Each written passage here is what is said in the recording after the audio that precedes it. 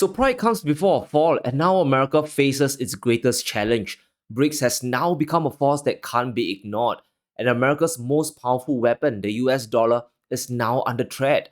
The reserve currency could be dethroned in the years and decades to come. In a shocking update, BRICS is expanding, with 6 new members about to join the bloc, and this includes Saudi Arabia, Iran, the UAE, and Argentina.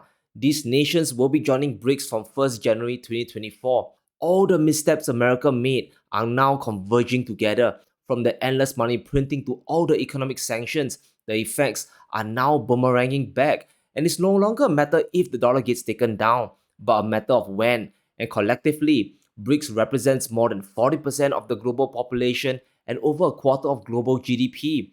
And when you add in 6 new members such as Saudi Arabia, Iran, and Argentina, you get a bloc that effectively controls the world economy. And here's what South Africa's President Ramaphosa said: BRICS is an equal partnership of countries that have differing views but a shared vision for a better world. But pay attention to his next phrase. We have consensus on the first phase of this expansion process.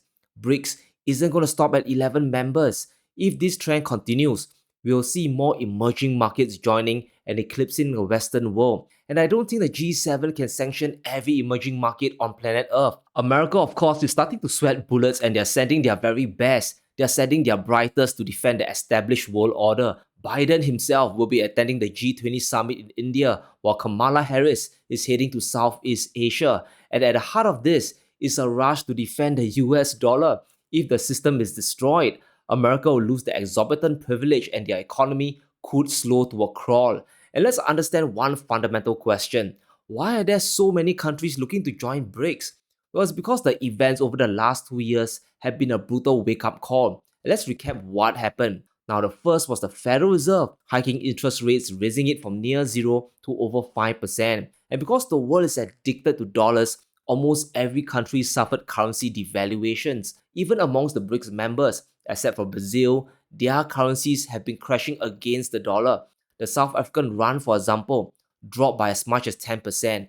And this means higher import costs and higher domestic inflation back home. But the real shock to the world was the sanctions imposed on Russia. The G7 has imposed more than 10,000 sanctions, and this includes cutting it away from the SWIFT system as well as freezing their national assets. And it is not a small amount. At least 100 billion of Russian state assets have been immobilized, and this is money that they might never see again.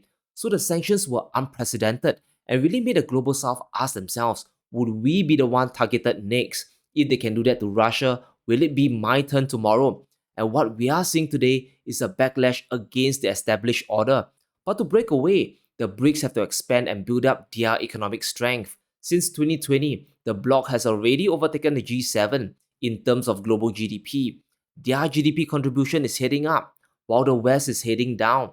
And with these new 6 members, BRICS is now hammering the nails into the coffin. And let's understand the agenda. In order to challenge the West, in order to break the dollar system, you need to control global demand and supply. It's a David and Goliath battle, but every Superman has their own kryptonite. And for BRICS, this means expanding the bloc to include the biggest commodity producers and consumers in the world. And realize that the US dollar is just a piece of paper or a digit on the screen. It is a medium of exchange that the world all agree that is the most popular, but its value comes from what you can buy with it.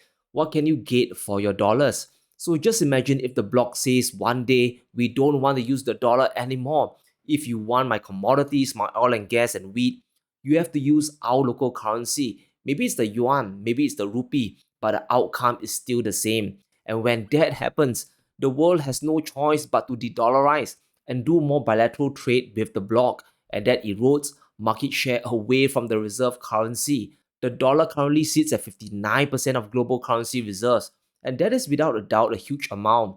But over time, this is going to drop, and the US economy will be in deep trouble. If fewer countries hold dollars, America can no longer print money from thin air without much consequences. And to challenge that privilege, BRICS is striking deep at the heart of the petrodollar, which is the oil market.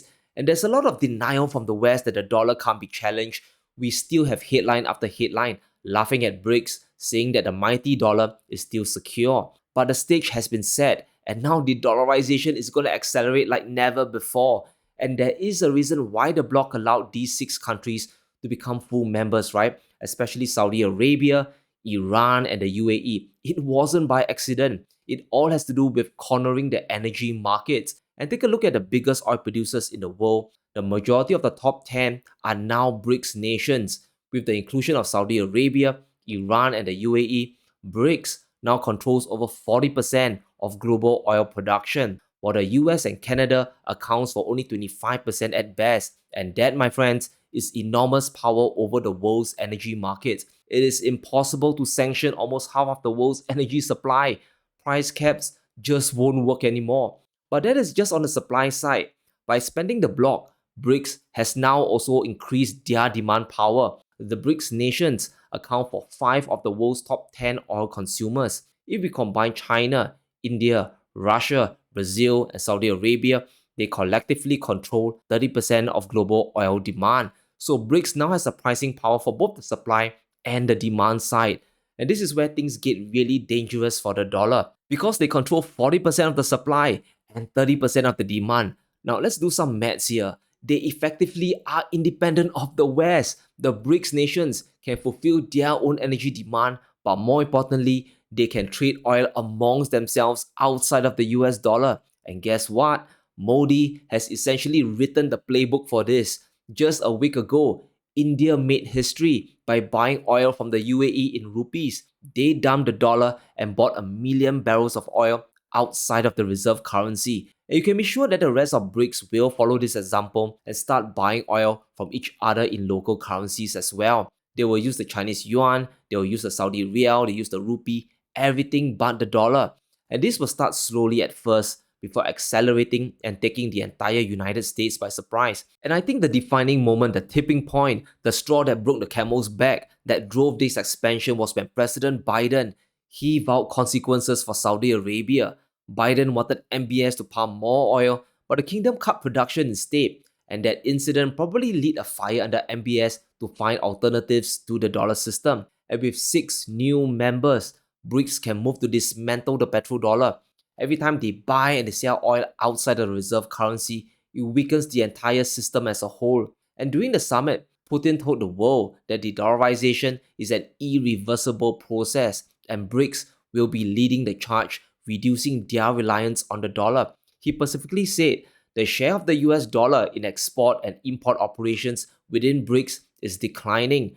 Last year, it stood at only 28.7%. So bilateral trade is thriving within the bloc, and it is about to accelerate now that BRICS have grown. And when it comes to taking down the dollar, commodities are key. Once oil starts getting priced outside of the reserve currency, it will shake the foundations of the dollar system. And here's what we mean. The whole basis of the world transacting in dollars came from the Petrodollar agreement forged in the 1970s. Saudi Arabia would sell their oil exports only in US dollars. And this gave the dollar enormous demand because it was essentially backed up by oil. And using the dollar proceeds, the kingdom would then recycle their revenue back into US treasuries. They would buy US bonds as part of the agreement. And this agreement made the dollar the world reserve currency and a powerful weapon of the United States. Countries needed to hold dollars because they needed to import oil. And any excess currency they had, they would reinvest them back into US Treasury bonds, lowering the cost of borrowing for America even further. But this system isn't going to hold up for long. It isn't going to hold up forever. The moment Saudi Arabia, the UAE, and Iran starts pricing their oil in other currencies, the petrodollar system starts to break down. At least within the BRICS, there'll be less incentive to hold a reserve currency. And as bilateral trade continues, there'll be fewer dollars coming in, which means a reduced need to buy US treasuries anymore. And this is where the story goes downhill for the US economy because the next target would be the treasury market. And if this were a video game, the US bond market would be the final boss. Over the past 50 years, it has grown to a monstrous size. It is over $25 trillion strong, bigger than the entire G7 plus China's own bond markets combined. Together with endless deficit spending, this is why the US economy is so resilient today despite the world entering a global recession. The US Treasury market is so big that it can absorb a ton of investment money, so it vacuums capital away from emerging markets during times of crisis. That's why we keep hearing the mantra that the US dollar and treasuries are safe haven assets, but all that is going to change over time. If global trade in dollars slows down and countries can use their own currency for trade, the BRICS can simply start issuing more bonds in local currencies. It probably won't topple the global treasury market, but it will definitely weaken it. So what does the BRICS expansion mean for America? What does this mean for the dollar's hegemony? And let's touch on the obvious first. Back in April, Marco Rubio made a comment about the decline of the dollar. According to him, there'll be so many countries transacting in currencies other than the dollar that we won't have the ability to sanction them. And he's exactly right. As BRICS continue to expand, the threat of sanctions will lose its power. America can't afford to sanction half of the world, especially when that half controls the majority of commodities. And whether it's oil and gas or wheat and gold, the majority is now controlled by the BRICS nations. And if sanctions like price caps are imposed, they'll just ignore it and just trade amongst themselves. They could even divert supply away from the West, and inflation will shoot up in the United States. But the biggest impact on America is losing the exorbitant privilege of the dollar.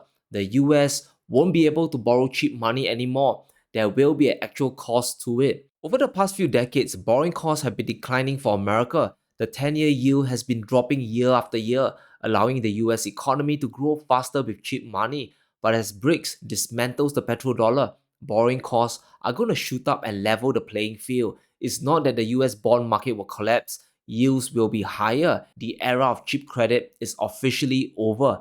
And the second economic tool America loses is the ability to print money and get away with it scot-free. Because the dollar is the reserve currency and the whole world transacts in it, you can literally print trillions of dollars without hyperinflating your own economy. No other nation in the world can do that. Outside of the United States, there's over $65 trillion worth of debt circulating around. And those are loans in non-US banks and shadow banks. And we haven't even added the dollar reserves in central banks yet. So there's this ocean of dollars around the world that you can dilute. When the Fed prints trillions, every holder of US dollars gets left with the bill. They get a hidden tax, which is inflation. And every time there's a financial crisis, the Fed helicopters drops money into the system. They have done it before in '08 to bail out the big banks and again in 2020 during the lockdowns. And it's great for the US economy because it gets first access to the printed money to prop up the economy, right? But not so much for the rest of the world. And this is the deadly cycle that the BRICS nations are trying to break. The current system benefits the few at the expense of the many. The dollar system helps keep the US economy on top of the world while pushing everyone else down. And here's what the president of UAE said about the BRICS expansion. We look forward to a continued commitment of cooperation for the prosperity, dignity, and benefit of all nations. So this expansion is basically an epic backlash against the current system. It is the formation of the rebel alliance against the galactic empire. BRICS has officially split the world order into a multipolar world. And this backlash isn't going to stop. Expansion won't just end with 6 new members. BRICS is going to unite the emerging markets to form a new economic order. Ramaphosa confirmed this during the summit. He told the world, we have consensus on the first phase of this expansion process and other phases will follow. So BRICS is going to keep growing, and there are many other countries like Indonesia on the sidelines waiting. And the more countries join the bloc, the more resilient they become and the less reliant they are on the dollar system. If you sanction one member of the BRICS, they will just continue trading with each other as if nothing ever happened. And according to Bloomberg, the BRICS Plus is going to dominate the world's GDP. If Indonesia joins the bloc and combines forces with Saudi Arabia, we will see them rocket past the G7. By 2050, BRICS Plus will reach almost 50% of global GDP, half of the world's total trade, while the G7 will be well below 20%. The Western economies essentially become a minority player on the global stage. That means the dollarization will accelerate and the decoupling or de-risking of the global financial system will happen.